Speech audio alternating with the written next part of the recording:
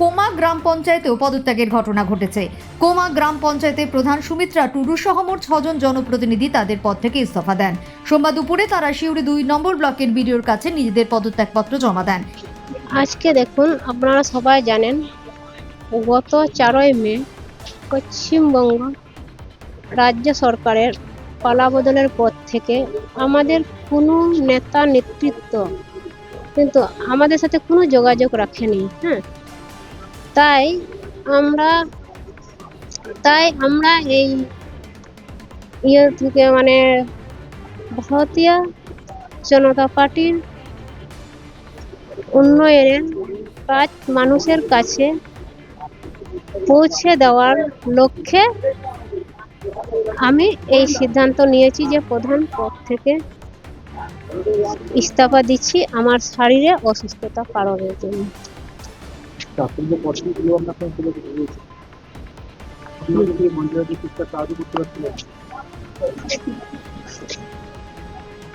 কাজ বলতে আমাদের যেটা আছে এই পঞ্চায়েত কি গেছিলেন এর মধ্যে? হ্যাঁ, পঞ্চায়েত গেছিলাম। তাহলে ওখানে কোনো কাজ করেছেন? ওখানে কাজ করেছি কিন্তু আমার শরীরে অসুস্থতার জন্য আমি পদত্যাগ করছি। আপনার নাম? আমার নাম সুমিত্রা টুডু। আপনি কোন পদে? আমি প্রধান পদে কোমা গ্রাম পঞ্চায়েত। শারীরিক অসুস্থতার জন্য ধরুন গত 4ই মে আমাদের সরকারের পতনের পর, তৃণমূল কংগ্রেসের পতনের পর আমাদের নেতা নেত্রীদের সঙ্গে কোনো যোগাযোগ নেই। এই হিসেবে আমি পদত্যাগ দিই। কেন? তারা আপনারা কি যোগাযোগ করার চেষ্টা করেছিলেন? না, আমরা যোগাযোগ করার চেষ্টা করি না।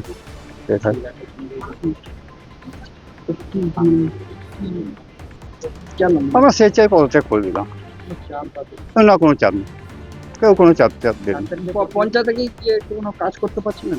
হ্যাঁ, কাজ করেছি, 2 দিন 3 দিন গেছি পঞ্চায়েতে কাজ করেছি। রেগুলার তো যাচ্ছিলেন না, রেগুলার আপনারা তো কজন দিলেন? 7 জন। তাহলে পঞ্চায়েতে মাত্র 2 জন থাকলেন? 2 জন থাকলাম।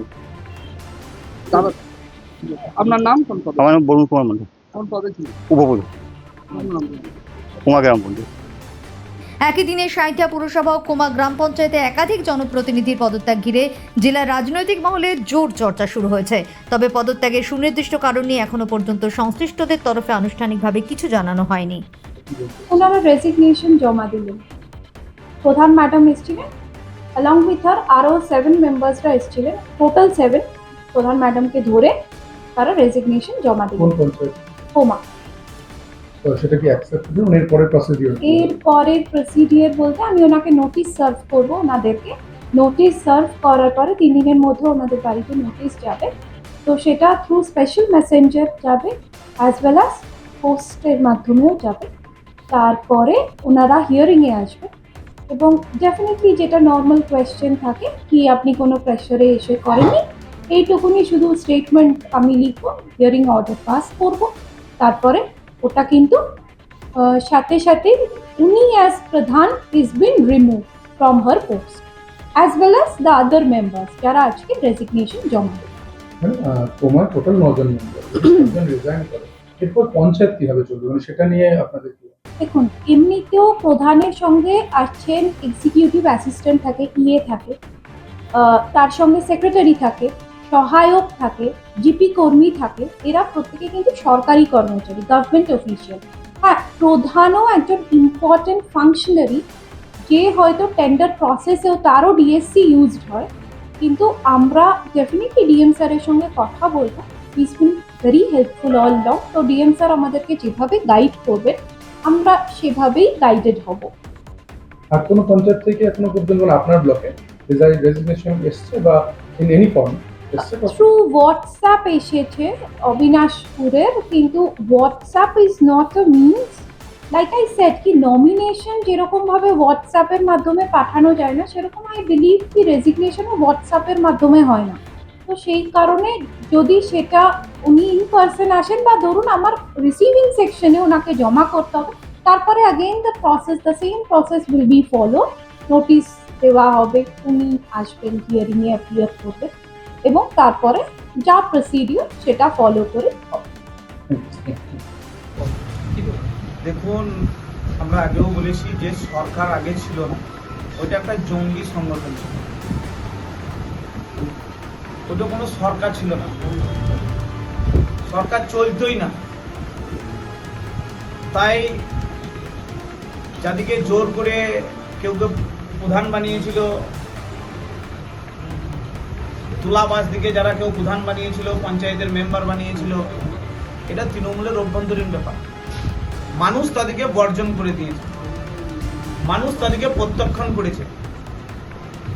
তাই তাদেরও মনে হয় যে বাঁচার জন্য এইসব করা, কিন্তু মানুষ তাদেরকে ছাড়বে না। মানুষ জনতা জনার্দনের উপর তাদের রুজি রোজগারে যারা ভাটা দিয়েছে, যারা নারী নিরাপত্তার কথা ভাবেনি, যারা মা বোনের সিঁদুর নিয়ে যারা খেলা করেছে, তাদেরকে জনতা ছাড়বে বলে আমার মনে হয়।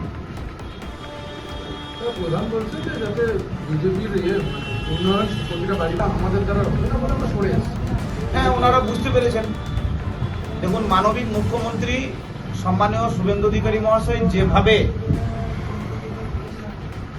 জনকল্যাণগামী প্রকল্প যেভাবে উনি মানুষের কাছে পৌঁছে দেওয়ার জন্য সমস্ত বিধায়ক দিকে কাজে লাগিয়েছে, আমাদের বিশ্বাস ভরসা ভারতীয় জনতা পার্টির উপর মানুষের ভরসা বিশ্বাস আছে।